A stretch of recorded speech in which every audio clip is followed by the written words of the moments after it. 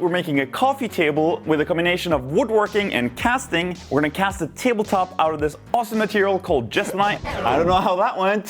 First thing that we need to do is make the mold for it. And we're gonna make that mold using this melamine board as the base for it. I'll cut out a circle on the bandsaw and screw some plastic strips to the edge to create a mold.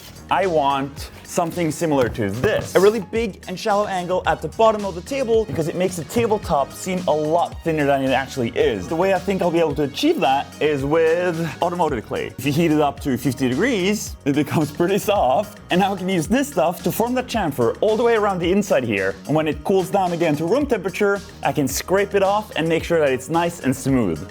And with that, this mold is completely done. I'm gonna use this awesome material called Jesmonite. First, I'll mix up 2 different colors, one dark blue and one white. I'll also add in some white pebbles of that same material before carefully adding the white liquid into the blue, this time without mixing them together. Here goes nothing. So that when I pour all this into the mold, it creates this amazing marble effect.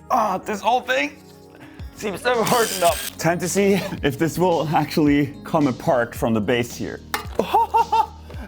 Now it's time to sand the top to reveal the white bits that we mixed in earlier and really bring out the texture. Then everything gets a protective coat of sealer. We'll also have to make some legs and a frame for it, and I'm gonna make that out of this massive piece of oak that I've got here. I'll roughly cut out some bits of oak on my bandsaw and then turn them into nice round legs on my lathe.